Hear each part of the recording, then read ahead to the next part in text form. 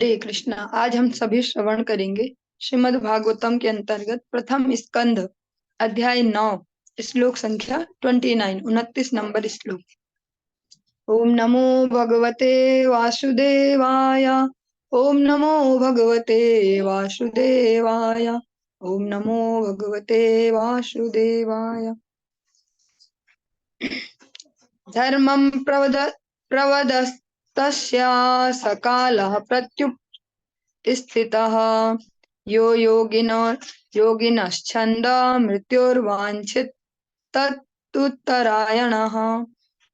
जब भीष्मदेव वृत्तिपरक कर्तव्यों का वर्णन कर रहे थे, तभी सूर्य उत्तरी गोलार्ध की ओर चला गया। इच्छानुसार मरने वाले योगी इसी अवधि की कामना करते हैं।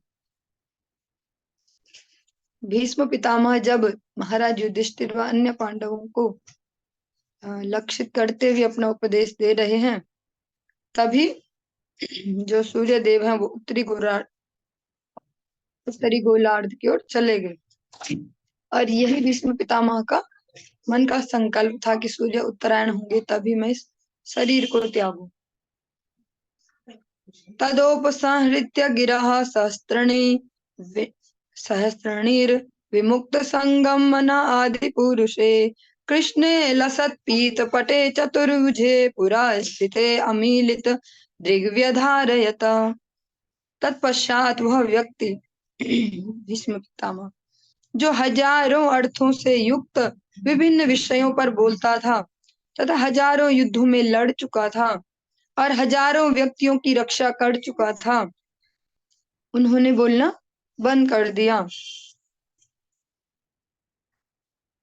उन्होंने समस्त बंधन से पूर्ण रूप से मुक्त होकर अन्य सभी वस्तुओं से अपना मन हटाकर अपने खुले नेत्रों को उन आदि भगवान श्री कृष्ण पर टिका दिया जो उनके समक्ष खड़े थे, जो चार भुजाओं वाले थे और जगमग करते एवं चमचमाते हुए पीत वस्त्र धारण किए थे।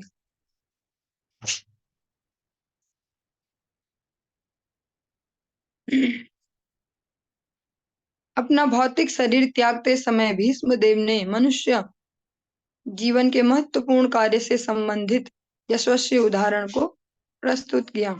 मरते हुए व्यक्ति को जो विषय जितना आकर्षित करता है वह उसके अगले जीवन का शुभारंभ बनता है।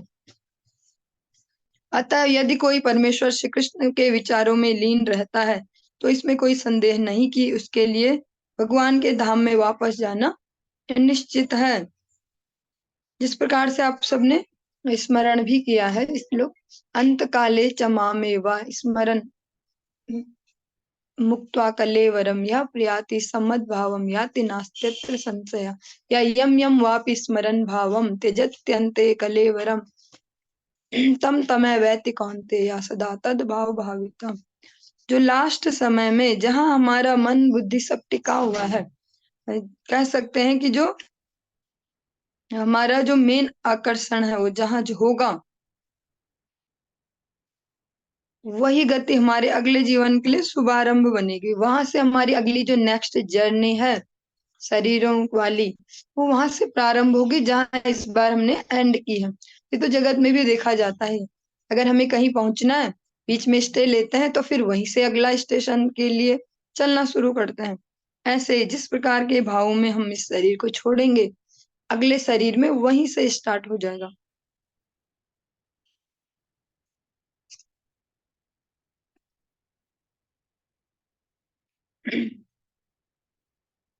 विशुद्धया धारणया हता शुभस्तदीक्षयैवाशु गतायुधश्रमः निर्वृत्त सर्वेन्द्रिय वृत्ति विभ्रम स्तुष्टावजन्यम विसृज जनार्दनम। शुद्ध ध्यान द्वारा भगवान श्री कृष्ण को देखते हुए वे तुरंत समस्त भौतिक अशुभ अवस्थाओं से और तीरों के घाव से होने वाली शारीरिक पीड़ा से मुक्त हो गए। इस प्रकार उनकी सारी इंद्रियों के कार्यकलाप रुक गए और उन्होंने शरीर को त्यागते हुए समस्त जीवों के नियंता की दिव्य भाव से स्तुति की। जो भीष्म पितामह है वो भी शरीर छोड़ रहे हैं, और इस जगत में भी जब कभी कोई अवसर मिले, देखते कोई शरीर छोड़ रहा है या हम भी कभी छोड़ेंगे।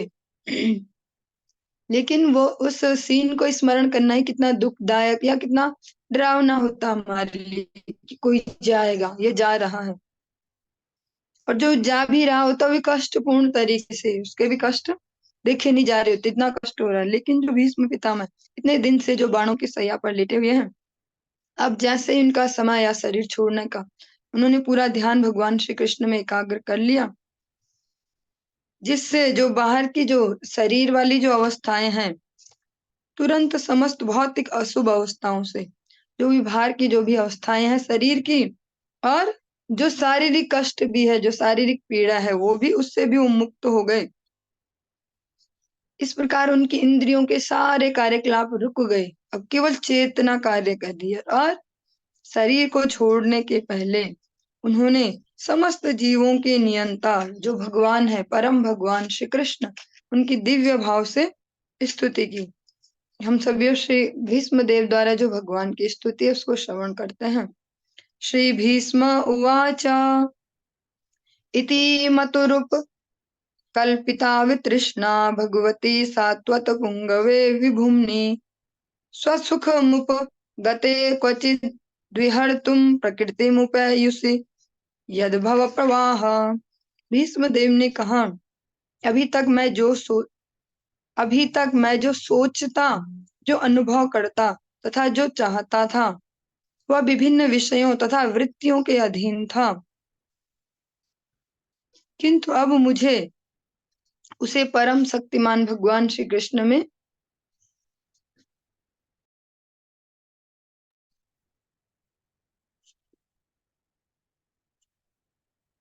लगाने दो। भीष्म पितामह इसी भागवतम में आपने अभी अध्याय तो वो तो याद नहीं, अध्याय और श्लोक, लेकिन आपने सुना था व्यासदेव और नारद जी का जो प्रसंग चल रहा था, उसमें भी सुना कि जो हमारे जीवन का जो भी दिशा है या गति है, वो किस पर निर्भर करती है, या हमें क्या सीखने को है हमारे लिए इस भक्ति राज्य में, कि हम सोचते कैसे हैं, अनुभव करने की प्रक्रिया क्या है, और डिजायर्स जो हमारी इच्छाएं वो किस गति की ओर या किस दिशा की ओर अग्रसर है, कैसी इच्छाएं करते हैं। सोचना, अनुभव करना और इच्छा करना, ये तीनों ही हमारे जीवन को एक दिशा देती हैं कि क्या होने वाला है हमारे जीवन का। तो जो भीष्म पितामह है, वो कह रहे हैं कि जो अभी तक, हे ठाकुर जी, जो मेरा अभी तक का सोचना था, अभी तक का जो अनुभव करना था और जो चाहना था, वो कैसा था, विभिन्न विषयों तथा वृत्तियों के अधीन था। जो उन पर जो टच था, कह सकते हैं, जो कोटिंग थी, सोचने पे, चाहने पे, अनुभव करने पे, वो सांसारिकता की थी।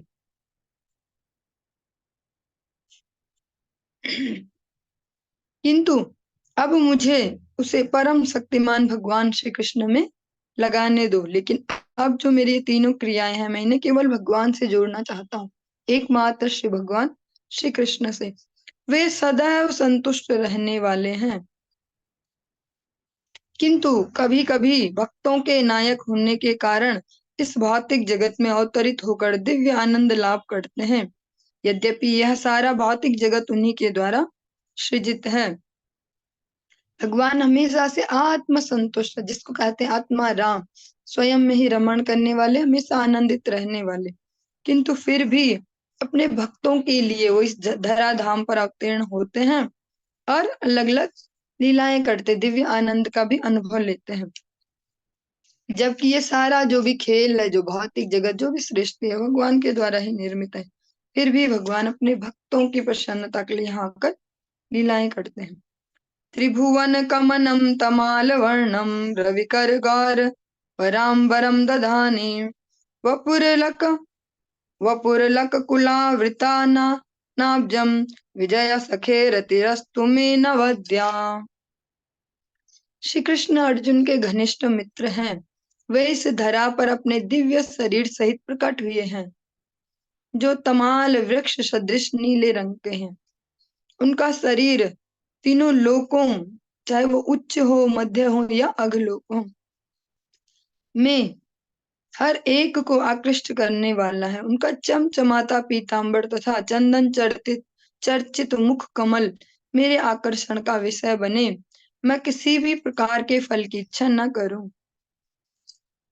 जो भी हम ये भक्तों के जो भक्त भागवत है उनके चरित्र श्रवण करते हैं, वो हमें क्या देते हैं, हमारे लिए एक रोड मैप तैयार करते हैं कि कैसे हमारे जीवन को हमने चलाना है, जो ये मनुष्य जीवन है। जैसे कभी कभी हम अति उत्साहित रहते हैं, कभी कभी फुस से रहते हैं, उसमें कैसे बैलेंस लाया जाए या कौन सी दिशा पे से अग्रसर किया जाए।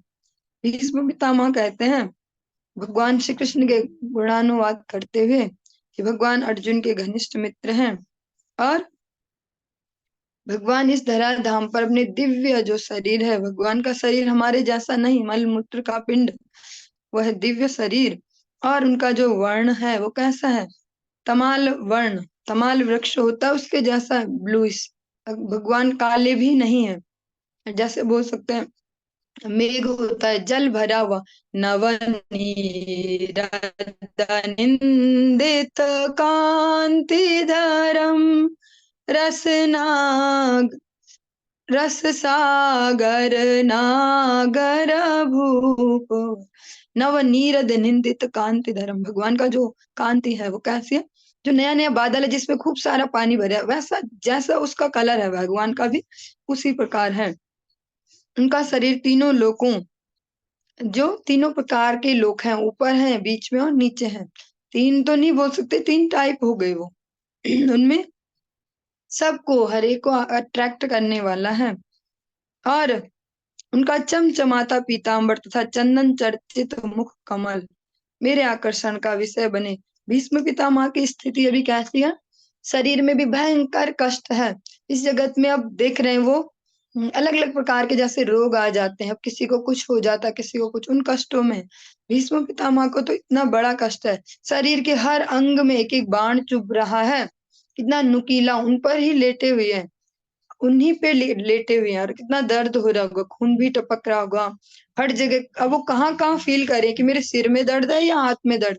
हम तो देखते हैं जैसे हम लोगों की अवस्थाएं कि भैया घुटनों में अब दर्द शुरू हो गया है, पैरों में दर्द शुरू, तो बहुत बड़ी बात हो जाती है। लेकिन भीष्म पितामह के तो हर एक अंग में, जगह जगह, सारे शरीर में इतने सारे बाण हैं, फिर भी उनकी जो स्थिर बुद्धि है उससे वो स्थिर कर पा रहे हैं कि इस समय मुझे केवल भगवान को ही स्मरण करना है। कैसा भाव होगा ना उनका, कितना सुंदर, इस प्रकार से कह सकते हैं कि स्थिर बुद्धि होगी। तो उस समय किसी शरीर के अंग पे नहीं जा रही कि मेरे सिर पे यहाँ पे बहुत दर्द हो रहा है, ये बाण चुभ रहा है, या मेरी गर्दन में चुभ रहा है, या मेरे इस हाथ में चुभ रहा है, ऐसे इस प्रकार पूरा लेटे हुए हैं, एक एक बाण लगे हुए, फिर भी वो खुद को अभी एक जगह कहाँ फोकस करवा रहे हैं अपने मन को, भगवान की रूप माधुरी, गुण माधुरी में, लीला माधुरी, उनका चमचमाता पीतांबर, और कह रहे हैं अपने मन को कि मेरे आकर्षण का विषय क्या बने। अभी फाइनल इस समय जब बस अब दूसरी यात्रा शुरू ही होने वाली है, यात्रा फुल स्टॉप, तो मन कहाँ लगे मेरा, भगवान के चमचमाते पीतांबर में, चंदन से चर्चित जो उनका मुख कमल है उसमें। मैं किसी प्रकार के फल की इच्छा न करूं, और मैं किसी और प्रकार की कोई अभिलाषा न करूं अभी।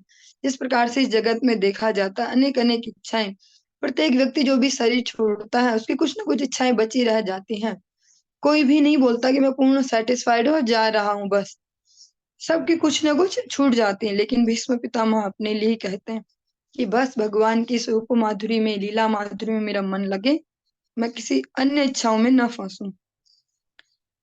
युधितुर गर्जो विधु धूम्र विश्वक कचलुलित श्रम वार्यलंग कृताशे अमनिशित शरैर विभिद्यमान त्वचि विलत्स विलत्स कवचेस्तु कृष्ण आत्मा। युद्ध क्षेत्र में भगवान कृष्ण के लहराते केस घोड़ों की टापों से उड़ी धूल से दूषित हो गए, तथा श्रम के कारण उनका मुख मंडल पसीने की बूंदों से भीग गया था। मेरे तीक्ष्ण बाणों से बने घावों से इन अलंकरणों की शोभा उन्हें अच्छी लग रही थी। मेरा मन उन्हीं श्री कृष्ण के पास चले।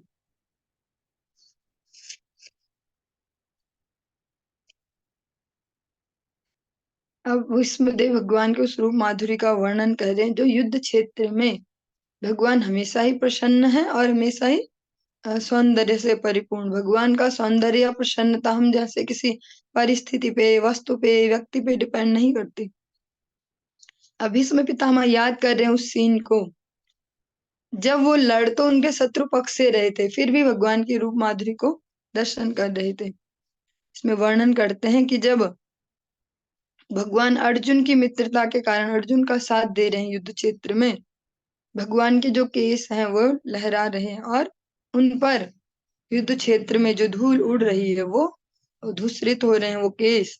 और वहां जो इतनी मेहनत करनी पड़ रही है अर्जुन के साथ, कभी इधर भागो कभी इधर भागो, उनके जो मुख कमल है जो वो पसीने की श्वेत की बूंदों से भीग गया। इसमें पितामह कहते हैं कि मेरा मन उन्हीं श्री कृष्ण के पास लगे। जिस प्रकार से जगत में इसको अगर रिलेट करते चले, आप में से किसी ने भी अगर दर्शन किया हो किसी जाते हुए व्यक्ति का जो जा रहा हो, उस व्यक्ति का फोकस या तो अपनी बीमारी में परेशानी में रहेगा, मुझे ऐसा हो रहा है, या किसी इच्छा में रहेगा, देखो ये भी ये नहीं कर पाया, मैं इनको छोड़ के जा रहा हूँ, या ये। लेकिन अभी वो पूरा फोकस कर रहे भगवान के ऊपर। सपदि सखी वचो निशम्य मध्ये निज परयोर बलयोरथम निवेश्य स्थितवती पर सैनिका युरक्षणा हितवती पार्थ सखे रतिर्ममास्तु। अपने मित्र के आदेश का पालन करते हुए भगवान श्री कृष्ण कुरुक्षेत्र के युद्ध स्थल में अर्जुन तथा दुर्योधन के सैनिकों के बीच में प्रविष्ट हो गए। वहां स्थित होकर उन्होंने अपनी कृपा पूर्ण चितवन से विरोधी पक्ष की आयु क्षीण कर दी। यह सब शत्रु पर उनके दृष्टिपात करने मात्र से ही हो गया। मेरा मन उन श्री कृष्ण में स्थिर हो।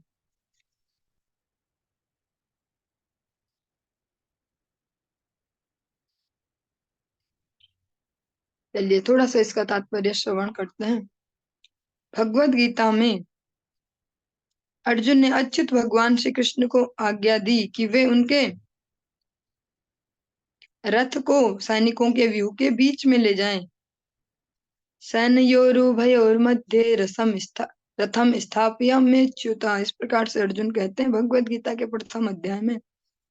उसने उन्हें आज्ञा दी कि वे वहां तब तक ठहरे जब तक वह युद्ध में आए हुए उन शत्रुओं का पूरा निरीक्षण न कर लें जिनसे उसे लड़ना था। जब भगवान से यह कहा गया तो उन्होंने झट से वैसा कर दिया मानो कोई आज्ञा पालक हो। अर्जुन जिस प्रकार भी भगवान को आज्ञाएं दे रहे हैं भगवान तुरंत तुरंत कर रहे हैं। भगवान ने विपक्षी दल के सभी महत्वपूर्ण व्यक्तियों की ओर संकेत करते हुए कहा, ये रहे भीष्म, ये रहे द्रोण। इस प्रकार से अन्य अन्य योद्धाओं का भी भगवान अर्जुन का ध्यान उधर आकर्षित कर रहे हैं। परम पुरुष होने के कारण भगवान न तो किसी के आज्ञा पालक है न संदेश वाहक, चाहे वह कोई भी हो।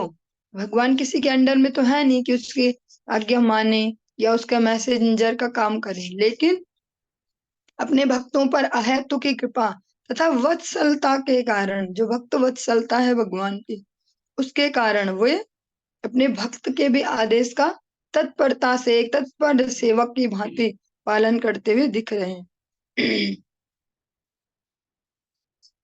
भगवान ने अपनी कृपा पूर्ण चितवन से विपक्षियों की आयु क्षीण कर दी।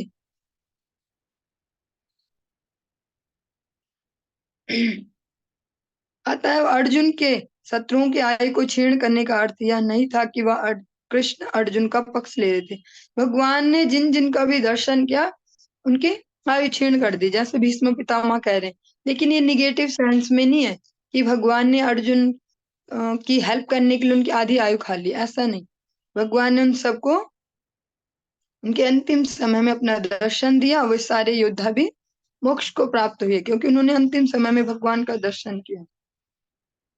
वस्तुतः वे विपक्षियों पर कृपालु थे, क्योंकि यदि वे सामान्य तौर पर घर में मरे होते तो उन्हें मोक्ष लाभ न होता।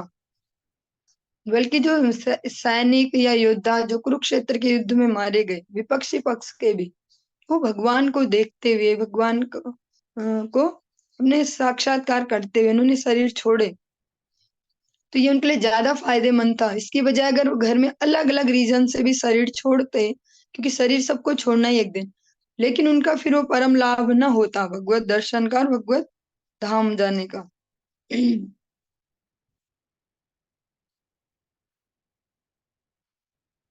भगवान के दिव्य कार्यकलाप और जो भगवान के दिव्य कार्यकलाप है उनको जो समझता है वह भी इस भौतिक शरीर का त्याग करने के पश्चात मोक्ष प्राप्त करता है।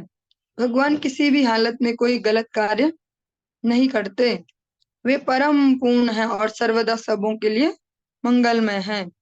तो ऐसे भीष्म पितामह कहते हैं, मेरा मन उन श्री कृष्ण में स्थिर हो। व्यवहित प्रीत नामुखम निरीक्ष्य स्वजन बधा द्वि मुखस्य दोष बुद्धया कुमति महद रदात्म विद्यया यश्चरण यश्चरण रतिः परमस्य तस्य मेस्तु। जब युद्ध क्षेत्र में अर्जुन अपने समक्ष सैनिकों तथा सेनापतियों को देखकर अज्ञान से कलुषित हो रहा लग रहा था, तो भगवान ने उसके अज्ञान को दिव्य ज्ञान प्रदान करके समूल नष्ट कर दिया। उनके चरण कमल सदैव मेरे आकर्षण के लक्ष्य बने रहे। अब भीष्म पितामह वही रिमाइंड कर रहे हैं कि अर्जुन को जो मोह हो गया था अज्ञानता से, फिर भगवान ने उनको दिव्य उपदेश दिया और उनका मोह जो है उसको समूल नष्ट किया, उनके अज्ञान को। भीष्म देव कहते हैं कि ऐसे भगवान के चरण कमल ही मेरे हमेशा आकर्षण का लक्ष्य बने रहे।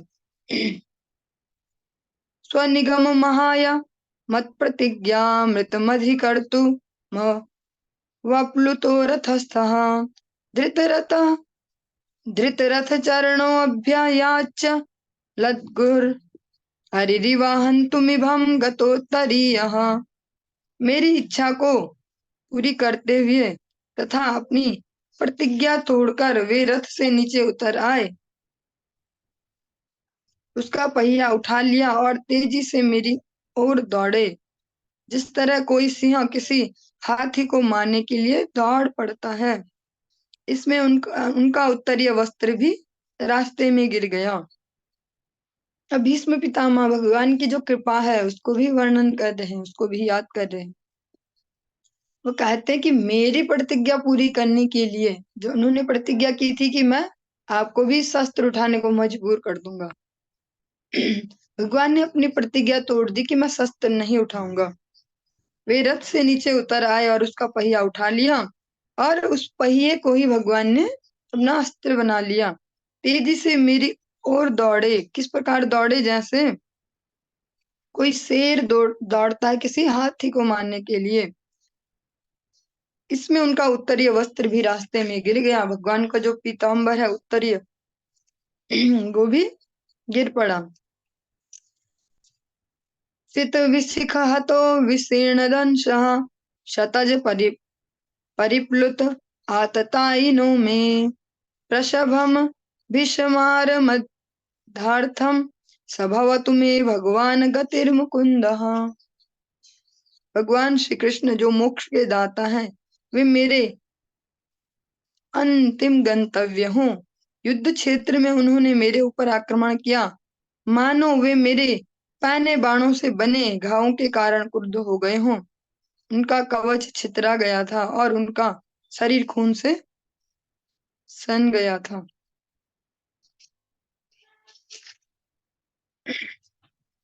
कुरुक्षेत्र के युद्ध क्षेत्र में भगवान कृष्ण तथा भीष्म देव के आपसी व्यवहार अत्यंत रोचक है, क्योंकि भगवान श्री कृष्ण की गतिविधियां अर्जुन के प्रति पक्षपातपूर्ण और भीष्म के प्रति शत्रुतापूर्ण लग रही थी, लेकिन वास्तव में यह सब कुछ महान भक्त भीष्म देव के प्रति अनुग्रह दिखाने के लिए था।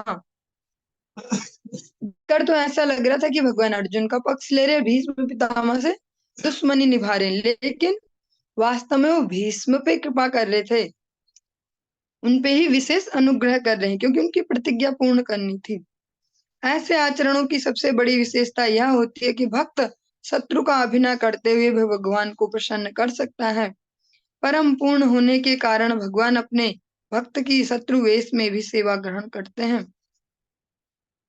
भगवान का कोई शत्रु नहीं हो सकता, नहीं कोई तथाकथित शत्रु ने हानि पहुंचा सकता है, क्योंकि वे अजित हैं।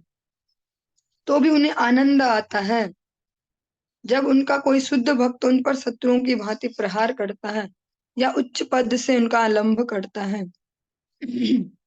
यद्यपि उनसे श्रेष्ठ कोई हो ही नहीं सकता। भक्त और भगवान के मध्य ये कतिपय दिव्य आदान प्रदान के व्यवहार हैं, किंतु जिन्हें शुद्ध भक्ति की कोई जानकारी नहीं है, वे ऐसे आचरणों के रहस्य को नहीं जान सकते। भीष्म देव ने एक वीर योद्धा की भूमिका निभाई और उन्होंने जानबूझकर भगवान के शरीर को बाणों से बींध कर दिया, जिससे सामान्य लोगों की दृष्टि में भगवान घायल प्रतीत तो हुए, लेकिन वास्तव में यह अभक्तों को मोहग्रस्त करने के लिए था। पूर्णतः दिव्य शरीर कभी घायल नहीं किया जा सकता और भक्त कभी भी भगवान का शत्रु नहीं बन सकता। यदि ऐसा ही होता तो भीष्म देव उन्हीं भगवान को अपने जीवन के अंतिम गंतव्य के रूप में न चाह रहे होते। ऊपरी तौर से भगवान का जो संकल्प है वो क्या है, भीष्म देव को मारने का ऐसा दिख रहा है, लेकिन वास्तव में वे अपने इस महान भक्त को प्रसन्न करना चाह रहे थे। देखने वालों को तो ये लगा कि भगवान आज मार डालेंगे भीष्म देव को, लेकिन एक्चुअल में भगवान उनकी प्रतिज्ञा की रक्षा के लिए कर रहे थे।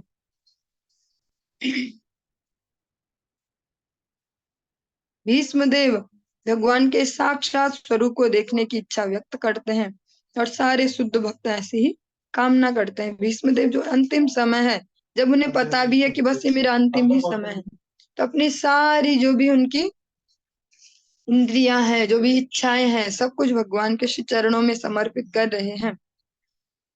विजय रथ कुटुंब आतत्रे धृत रश्मि मणि तच्छ्रिये क्षणीये भगवती रतिरस्तु मे मुमूर्षोर्यमिह निरीक्ष्य हता गता स्वरूपम। मृत्यु के अवसर पर मेरा चरम आकर्षण भगवान श्री कृष्ण के प्रति हो। मैं आपका ध्यान अर्जुन के उस सारथी पर मैं अपना ध्यान अर्जुन के उस सारथी पर एकाग्र करता हूँ, जो अपने दाहिने हाथ में चाबुक लिए थे और बाएं हाथ से लगाम की रस्सी थामे थे, और सभी प्रकार के से अर्जुन के रथ की रक्षा करने के प्रति अत्यंत सावधान थे। जिन लोगों ने कुरुक्षेत्र के युद्ध स्थल में उनका दर्शन किया, उन सबों ने मृत्यु के बाद अपना मूल स्वरूप प्राप्त कर लिया। भीष्म पितामह अपने सारे ध्यान को कहाँ एकाग्र कर रहे हैं? भगवान श्री कृष्ण के चरणों में। अब वो याद कर रहे हैं कि मेरा ध्यान कहाँ एकाग्र हो? अर्जुन के उस सारथी में, जो एक हाथ में घोड़ों के एक हाथ में एक लगाम है और एक हाथ दाहिने हाथ में चाबुक है घोड़ों को चलाने के लिए, और बाएं हाथ में लगाम की रस्सी, और जो पूरे एक्टिवली अटेंटिवली जिसको कह सकते हैं, पूरे ध्यान एकाग्र करके अर्जुन के जो रथ है उसकी रक्षा के लिए लगे हुए हैं। और भीष्म पितामह एक सुंदर सी बात यहाँ पर कहते हैं, जिन लोगों ने कुरुक्षेत्र के युद्ध स्थल में उनका दर्शन किया, जिन जिन ने भी भगवान का वहां दर्शन किया, उन सब ने मृत्यु के बाद एक जो शब्द बोल रहे वो थोड़ा सा यहाँ पे इम्पोर्टेंट हो जाता है। गता स्वरूपम के बाद अपना मूल स्वरूप प्राप्त कर लिया, जो जीवात्मा का मेन स्वरूप है, जिसके लिए हम कहते हैं कि स्वरूप भ्रम हो गया या जीव स्वरूप भूल जाता है जीव, तो जो उनका नित्य स्वरूप है उन सब ने वही प्राप्त किया भगवान के दर्शनों के फल से। ललित गति विलास वल्गुहास प्रणय निरीक्षण कल्पितो रुमाना कृतमनु कृतवत्या उन्मदान्धा प्रकृति मगन किल यस्य गोपवध्वः। मेरा मन उन भगवान श्री कृष्ण में एकाग्र हो, जिनकी चाल तथा प्रेम भरी मुस्कान ने ब्रजधाम की जो रमणीय है, जो गोपियां हैं, उनको आकृष्ट कर लिया। भगवान के अंतर ध्यान हो जाने पर गोपिकाओं ने भगवान की लाक्षणिक गतियों का अनुकरण किया। जो भगवान रासस्थली से अंतर ध्यान हो गए, उस जो प्रसंग है उसका यहाँ पर वर्णन करते हैं भीष्म पितामह। भीष्म पितामह की जो स्तुति है, इसको अगर हम समझ पा रहे हैं धीरे धीरे, वो भगवान के हर एक एंगल को, भगवान के जो दिव्य चरित्र है उसके हर एक पक्ष को अच्छे से जानते हैं। और अब स्मरण करके भगवान के उन एक एक गुणों को याद करते हुए अपने मन को भगवान के श्री चरणों में एकाग्र करने का प्रयास कर रहे हैं।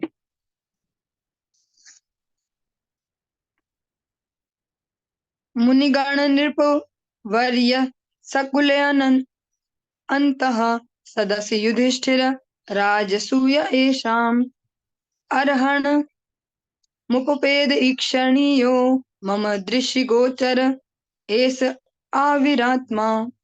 महाराज युधिष्ठिर द्वारा संपन्न राजसूय यज्ञ में विश्व के सारे महापुरुषों, राजाओं तथा विद्वानों की एक महान सभा हुई थी और उस सभा में सबों ने श्री कृष्ण की पूजा परम पूज्य भगवान के रूप में की थी।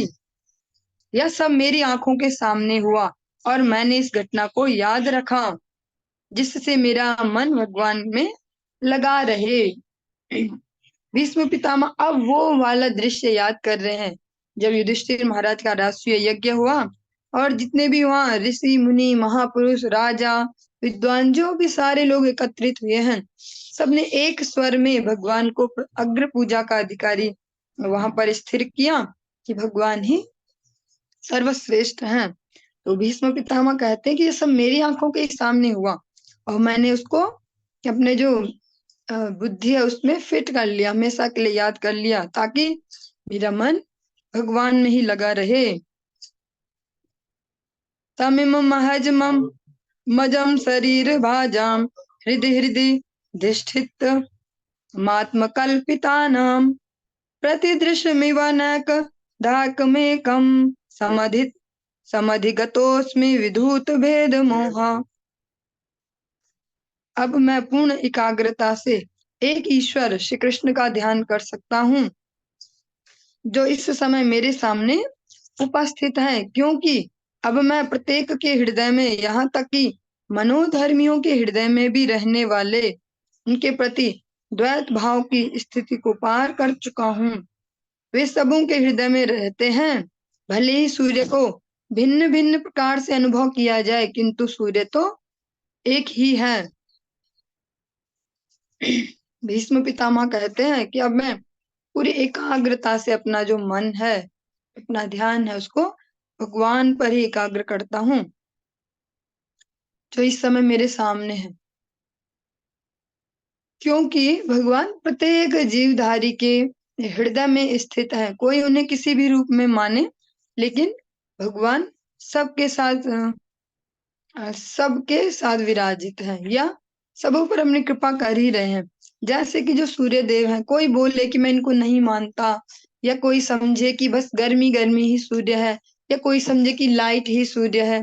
जिस प्रकार से भी कोई अपना अनुभव ले सकता है, लेकिन सूर्य तो एक ही है। इसी प्रकार से जो भगवान श्री कृष्ण है वही परम भगवान है। सबका उनको अनुभव करने का पृथक पृथक मार्ग हो सकता है, लेकिन भगवान तो एक ही है।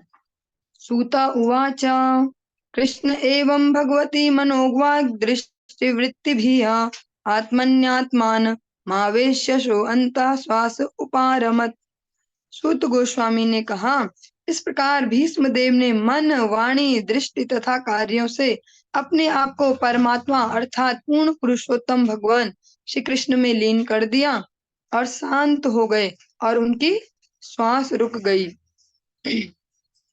भीष्म देव ने अपने मन को, वाणी को, दृष्टि को तथा कार्यों को, तो इनके अलावा हमारे पास और बचता ही क्या? अगर हम ध्यान से सोचें, मन है, वाणी है, दृष्टि है और जो भी अलग अलग इंद्रियों के कार्य हैं, उन्होंने इन सबको ही भगवान में समर्पित कर दिया और शांत हो गए, उनकी श्वास रुक गई।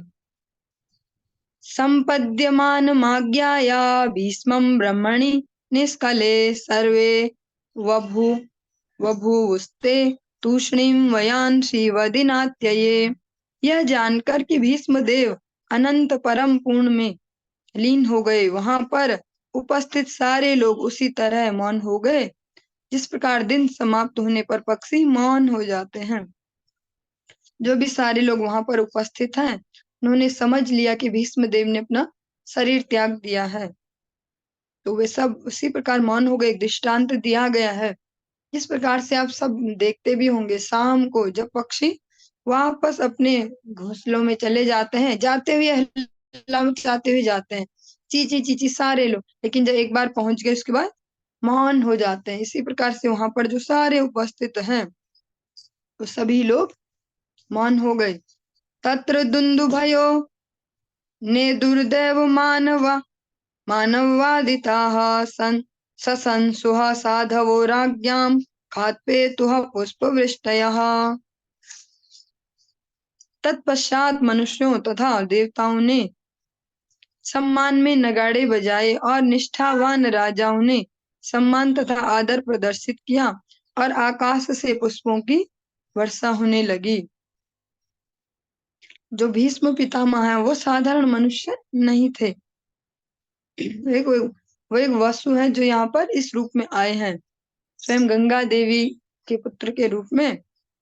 इसलिए जब उन्होंने इस शरीर को त्यागा तो इस समय पर मनुष्यों तथा देवताओं ने सम्मान में नगाड़े बजाए, देवता तक भी दुंदुभी बजाने लगे और निष्ठावान राजाओं ने सम्मान तथा आदर प्रदर्शित किया।